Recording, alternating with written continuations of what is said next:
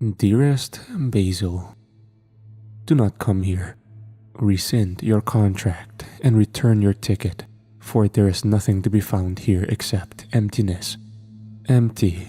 It's all empty. I regret the decision I made to follow through with the expedition, and I write this note with what little sanity I have left. Nothing will be found here under the bones of Thalarion. Forgive my ignorance. Your uncle, Carter Gilman.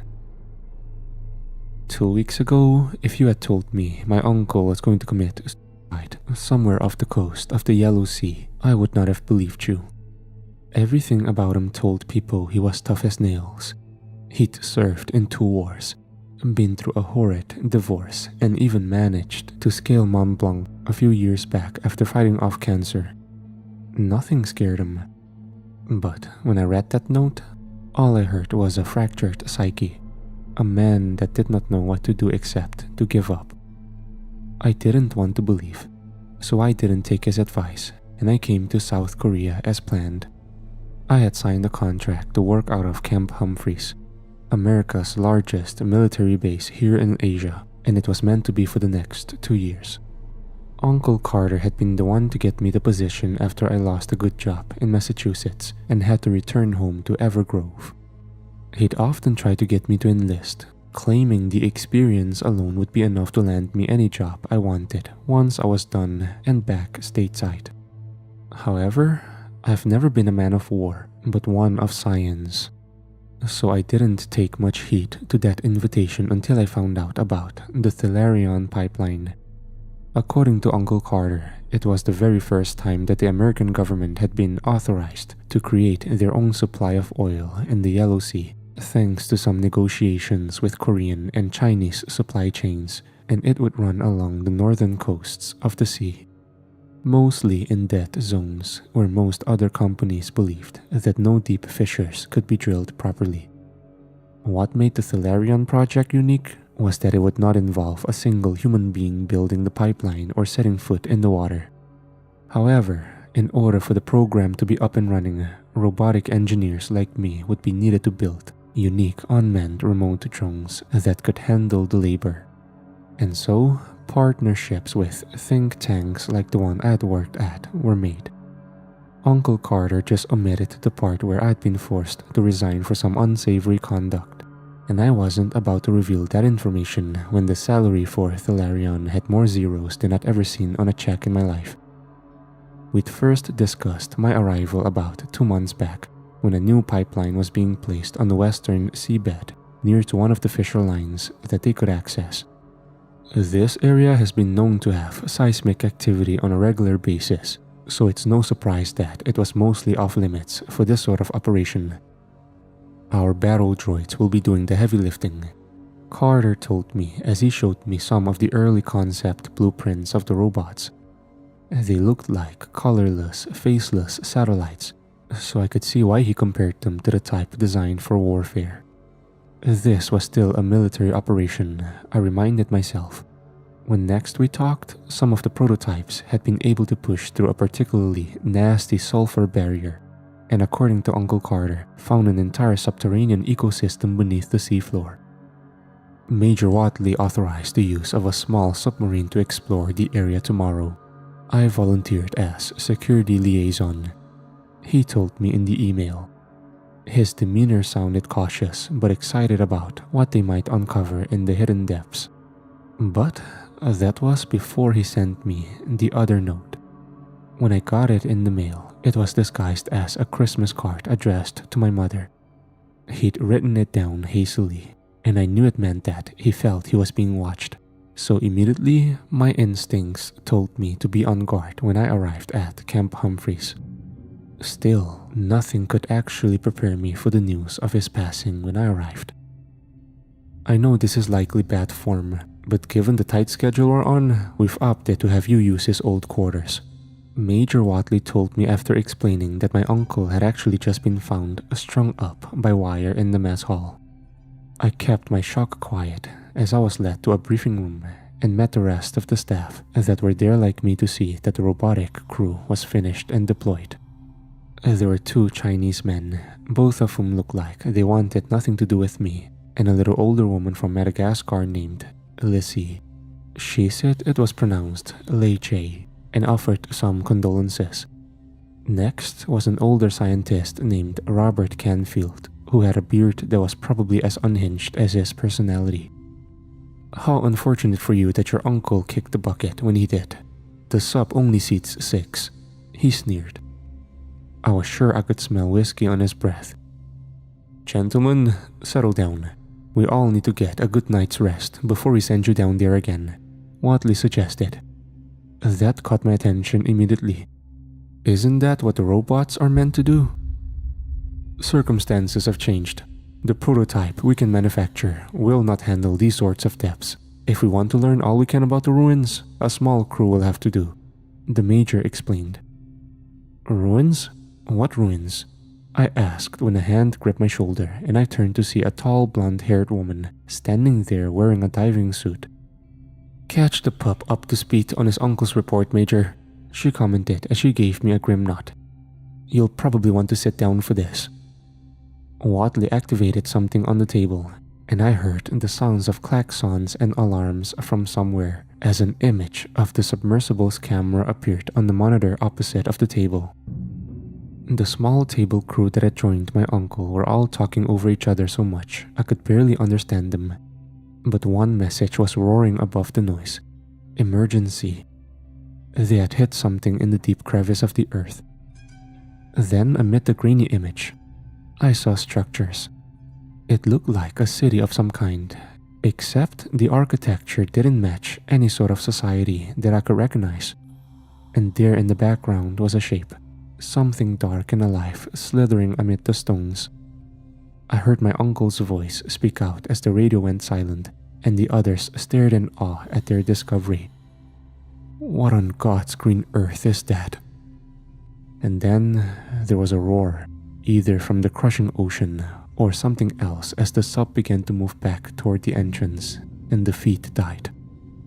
I could still hear the radio though, the screams of the men as they escaped the cave. Wait, what happened? How did they escape? I asked as the message ended. The woman sat down and remarked, "They didn't. Only your uncle. We found his escape pod near the surface of the trench. It barely had any life support left. He was delirious, or so we thought until we retrieved the black box." I looked back toward the Major. My legs were wobbly as I sat down at last and caught my breath. "And you want to go back down there?" I asked nervously. "You must understand the implications of this discovery. You are a man of science," one of the Chinese twins remarked.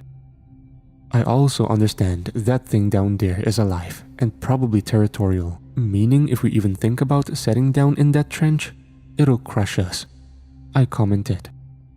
"We might be able to use the drones as a distraction," Lei Che said. That was the intention, and the new sub can run silent, giving us a better chance of access to the ruins, and also we can determine how to neutralize this creature and document it, Watley explained. I was starting to hyperventilate as I looked at the others in the room. Surely they weren't on board with this harebrained scheme. We'd all die, and if we try to remove that creature from the trench and bring it here, we risk threatening the local ecosystem, possibly even the rest of the waters nearby. Canfield laughed. I tried to reason with them too, Basil, but let's face it. They are military. If they can't study this creature alive, they will have to kill it to examine it properly. There is no need to fear. We have things completely under control. Every eventuality has been considered. I looked at the others in the room who also seemed confident in this plan, and I wondered if there was something else I could do to convince them. Fine, I'll go, if only to make sure this entire expedition makes it back alive, I told the Major. Canfield laughed again as I was made to sign a non-disclosure agreement, and then we all rested for the night. The morning would be when we left for the trench, and just the thought of having to leave the world behind and enter that hellhole frightened me, so much so that I didn't sleep much. In the middle of the night, I got up to wander the derrick and eventually wound up in the mess hall. To my surprise, Lei Che was there as well. Couldn't sleep, my American friend? I just keep thinking how we will likely be crushed to death by the pressure or by that thing down there. Maybe both, I said with a nervous laugh as I got myself some coffee. You're wise to fear death, but it makes it impossible for you to embrace and enjoy life, she warned. However, the fear of the unknown is strong here, especially because I'm not sure I trust what the Major and his allies want, especially given that warning your uncle made. Warning? I repeated. Did she know about the letter? The day before he killed himself, he tried to destroy the sub. He said that if we went back, we would all be bringing about the worst possible fate for all of mankind. He swore that creature was more than simply a feral beast. He told me that it had made a psychic link to his mind and was tormenting him both day and night. Do you think that he was telling the truth? I asked. The old man has lost the last of his marbles, she said, dismissing the notion. But the way he described it, I can't get it out of my head. Such a nasty beast. I couldn't see it very clearly through the screen, but he had seen it before the pot jettisoned. Black, endless tentacles and teeth covering every inch of its body, at least 1 million eyes, perhaps even larger than any living thing down here, and certainly didn't match anything he had ever seen before. And when he told me the dreams he kept having, he was convinced it was going to take us down to the depths of hell and below, Lei Che warned. The idea of my uncle spouting all of this sent a shiver down my spine. So he lost his mind then, I agreed as I sat down and looked toward the ocean. A creature like that can't be allowed to come to the surface. If it does, I think Canfield is right about how dangerous it would be. Watley and his men might be agents of war, but I disagree when I think that they will kill it. It's too valuable. And that is the fear that keeps me awake, American. Not death, but of this living embodiment of natural chaos, the woman said. The moon glowed over the water as she spoke, giving it this haunting aura that made me feel even more alone than I already was. Then we have to agree we will kill it, regardless of what order is given, I said. Lei Che seemed shocked by my statement. If we disobey, we could risk imprisonment. But there are no guarantees here, my boy. I would rather rot in jail than let that thing reach the surface. She chuckled and said, So then, we will make a pact, just the two of us. A secret that none of the others share. I see it was wise to share my concerns with you. We must end this madness, Basil. We made a pinky promise, and then I found my way back to my quarters. The reassurance that I wasn't alone in my feelings of discomfort about this mission was enough to give me some relief, and the long hours from my trip finally allowed me to rest. We went under the waves at 0700 hours. Canfield and one of the Chinese men had double-checked all of our reserves one final time, and then Watley said it was time to get going. The blonde, whom I found out was named Nicole, piloted our tiny submarine into the fissure with ease, and once we had set a course, started to prepare the drones in the release compartment, asking for my help. The other Chinese man took the helm so we could review the operating features of the tiny faceless droids.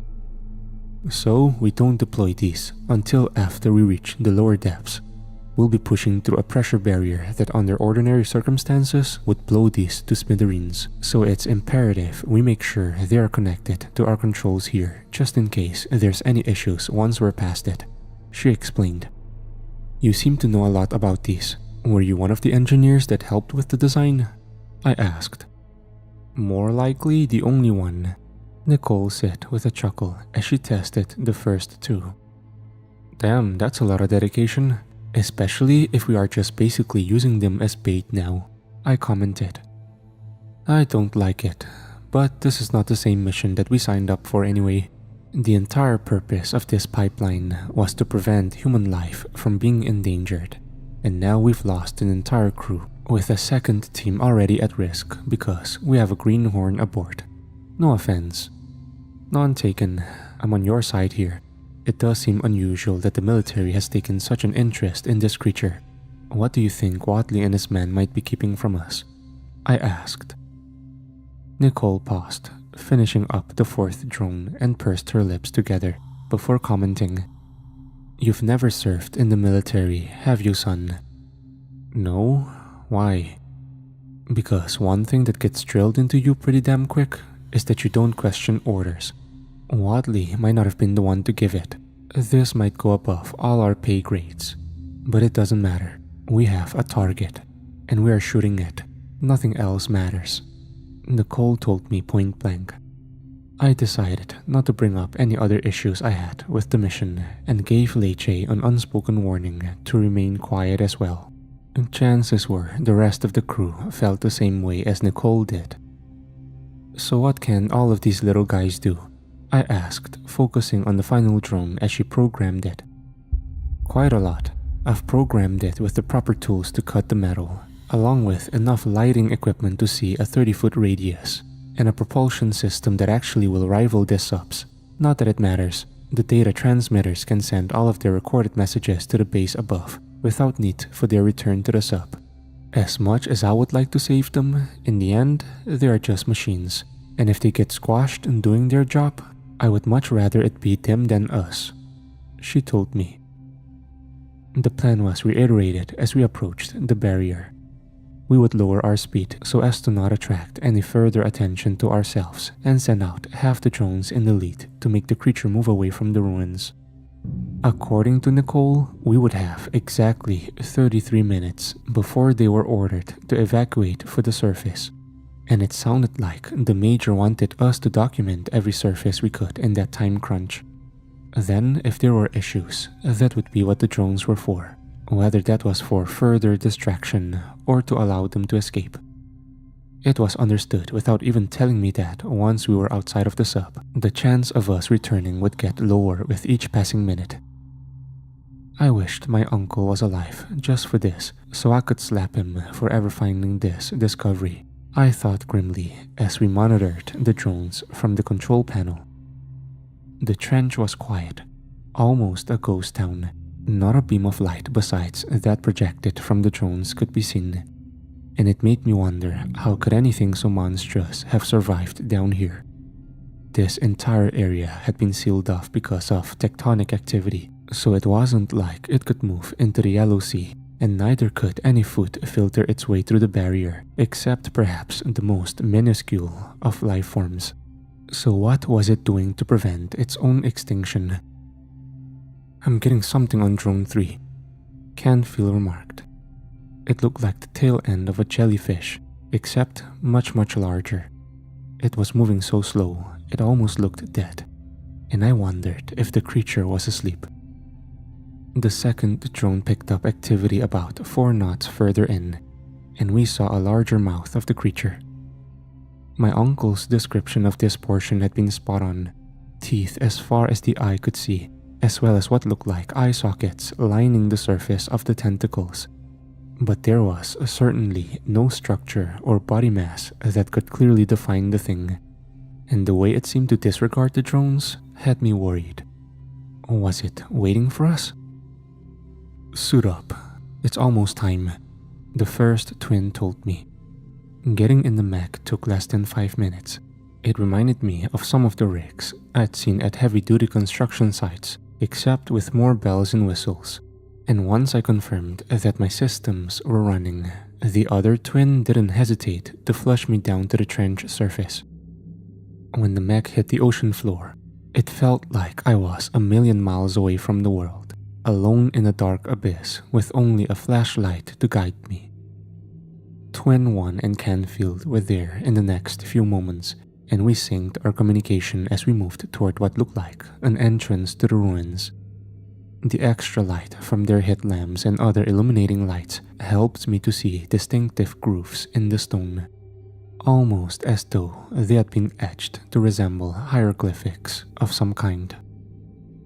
"These look like they were carved on purpose," I told them as I focused on some of the strange shapes and disjointed lines. "Radio silence until we are inside," Canfield told me gruffly. My suspicions were confirmed though only a few minutes later when we reached the ruin entrance and I saw that there was a large slate of stone that had been pushed back as though it were meant to serve as a barrier for the structure. It was a door. On the other side, the grooves and architecture took on an even more unfamiliar look and tone as we noticed that the structure began to descend into the basin of the trench even further. Winding stairs that led to what looked like a shimmering stream of white biofilm, except even more chalky. "What is that?" I asked. "Looks like we'll find out soon," Canfield commented as he pushed his mech over the edge of the opening, and it slowly drifted down toward the stream. "Guys, this is Alpha. Your clock is winding down to 28 minutes. Try not to waste time," I heard Nicole warn as Twin 1 and I did the same. "Scanning," Twin 1 remarked as we reached the stream. "Whatever it is, I can't get a single reading from the other side," he commented. "Only one way to find out," Canfield announced. He dropped his mech into the stream without a care in the world and disappeared from sight. "Robert? Ugh, that idiot. Can you hear us?" But already the stream had cut off his communicator. "Keep an eye on the clock," I reminded my Chinese coworker and followed after him. The mech pushed through the white stream with ease, and much to my surprise, I found that it sent me into what appeared to be the inner workings of a ship of some kind. There were pipes and wirings, control panels, and even what looked like equipment for repairs and maintenance, although none of it resembled anything I'd seen before. I just assumed that based on location. I also saw Robert was standing next to his mech on the shore of what looked like a moon pool, and I realized the entire room was acting as an air pocket of some sort. "Check your readings. The environment is fine," he told me with a laugh. I used the mech to move out of the stream and then shut off the systems a little later, joining him. "What is all of this?" I asked as I climbed down and took in the fresh air. The doorways that led beyond looked like they were meant for life forms that were triple our size, and Canfield began to speculate that this place was the real reason the military were so interested in the fissure. "I've seen ships like this before. In the Saudi desert, there was a satellite that crashed there back in the early turn of the millennia. Sure, they claimed it was one of ours, but any fool could tell that was a lie," Robert said. Our Chinese friend joined us moments later and took in the spectacle as I pondered his words. "Are you saying this is like an alien spacecraft of some kind?" "It certainly shows intelligence, wouldn't you agree?" he said as we walked toward the nearest door. It began to slide open automatically, taking my breath away, and all three of us moved in a long, shining hallway that seemed to go even deeper into the ship. "This must be millions of years old though. How can it still be working, and it doesn't even seem to have rusted?" I asked. The walls shimmered like jelly, and the Chinese scientist began to speculate that perhaps because it was separate from the rest of the structure, it was covered with a temporal layer. "Now you're really talking science fiction." He showed me his chronometer and remarked how it had glitched as soon as he crossed the barrier. Mine had too, and the next room only confirmed his theory when we saw what looked like an astronomical planetarium with solar systems and orbital patterns that didn't match anything in our Milky Way, at least not from a time we were familiar with. "This is the single greatest find in all of human history," I said as I tried to touch some of the holograms.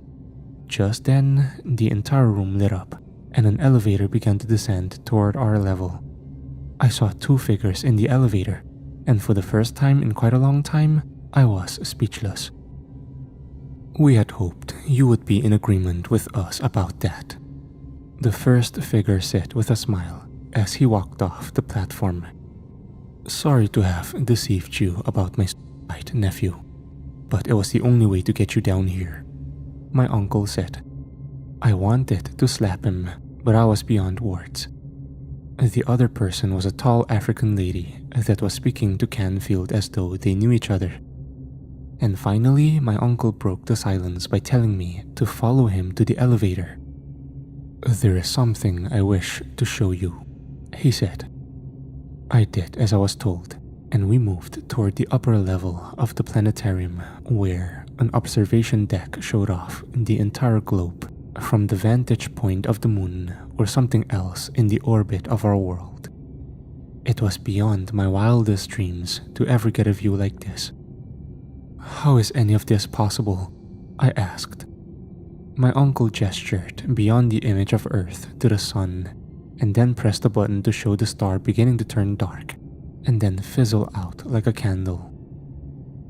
Before our sun was born, before the worlds even had form, this place was a barren rock, unfit for anything except the great roots of Lasciviu.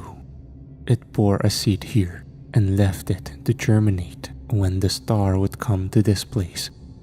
And eventually, that seed gave way to this world, to all life here, including us.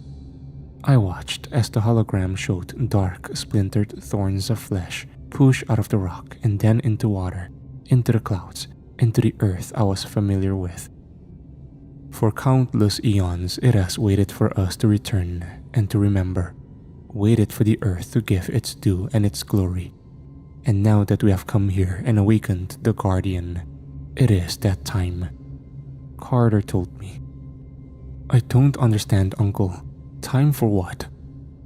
"The earth has forgotten its owner, its maker.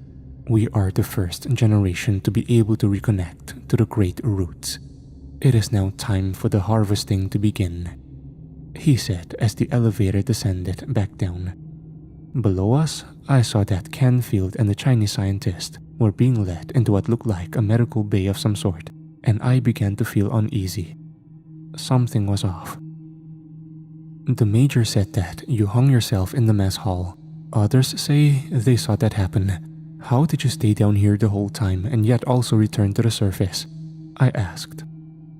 My uncle seemed unfazed by my inquiry and extended his hand toward mine. Then I watched as his entire arm reshaped itself into a sharp needle, and he pricked my finger to draw a drop of blood. I drew back in shock, and he flung the blood toward the ground next to him. It pulled into the grooves of the floor and wobbled a bit the way a dish of jello might. Then it began to take shape and to grow. I stood there in silence as the blood turned black, and the shadow matched my height. Then it duplicated my shape.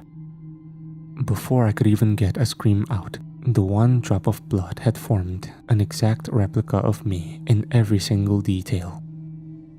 When I gave my body to the roots, another had to return and bring you here, for we must spread across the world again, into the minds and hearts of every child that lives on this world, until we are all connected, Carter told me. I looked past him and saw Canfield let out a cry for help, just as the woman he had been talking to throttled him and began to drown him in some sort of black slime. I froze in horror as I realized they were filling his body with those strange black thorns, the same ones I had seen seed the earth eons ago.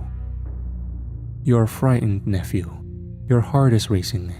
There is no need to fear. This is the evolution that Lasciviu intended for us.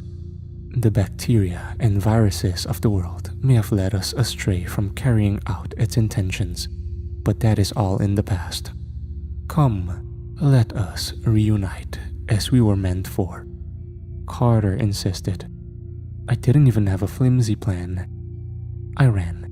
I made it back to the mech when I heard something following me. It was the replica that he had just created. It was moving the way that a river might, thrusting itself into the stream just as I pushed back into the underwater structure. Nicole, come in. This is Gilman. We have a situation." The shapeless creature was already attaching itself to my mech as I used the jets to push up toward the upper entrance of the ruins. The sub was not responding to my distress signals.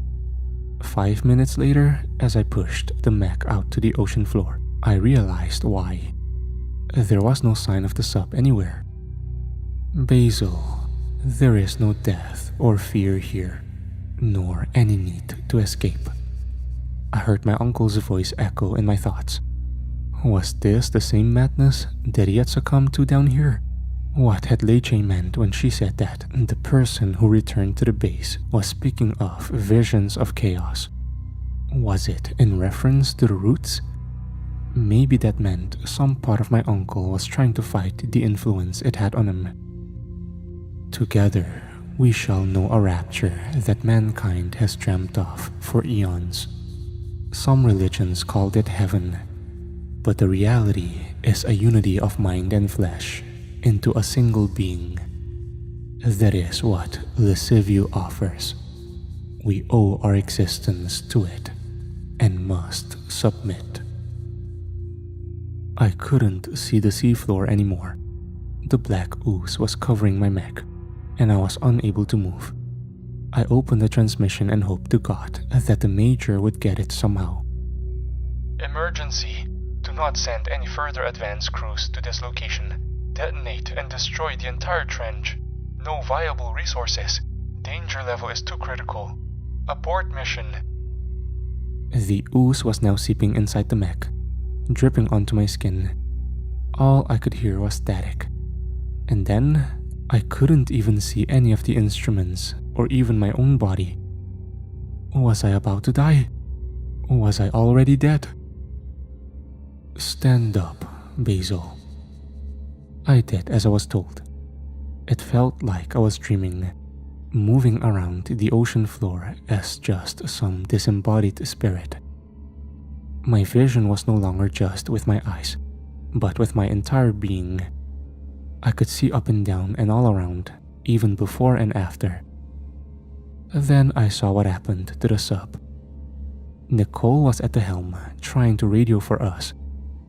The time that had passed was far greater than what we experienced, and Wadley demanded they return.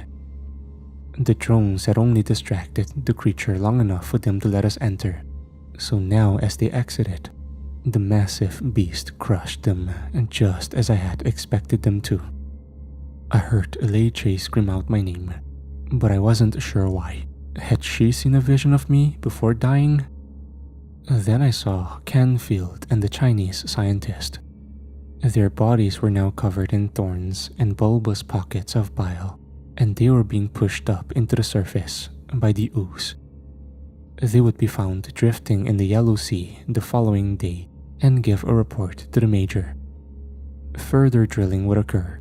The fissure would open, and then the roots could spread even further. Then, I was with Carter again, or whatever it was that now took his body. Except I was in that body, or perhaps I was in my own. Perhaps it was both. I was dead and alive and somewhere in between. It did feel like heaven. It also felt like hell. Our species has tried to understand this since the dawn of time, to comprehend the beyond, and the seed Lascivio left on our world was meant for this purpose, to guide us back here, to reconnect and allow it to find our world again. The roots are now spreading beyond this trench. Soon, there will be a loud enough voice where it will hear. Then the final harvest can begin, and our purpose fulfilled. For our flesh shall be its future, and our world its germination into the next eon. Major Watley, report to agency, 1300 hours. Robert Canfield and Zhao Desheng have returned with dire news from below. The rest of the second crew was wiped out by the creature. However, progress into the ruins was successful with confirmation of alien tech that must be retrieved post-haste. We will begin further drilling tomorrow. All operations of this nature will be covered by the Thalarion pipeline so as to not arouse suspicion of any international government. Mr. Canfield has also recommended that we send all further data to our patriots on White Ship. I am uncertain how he is familiar with the operation, as I do not recall him having clearance for the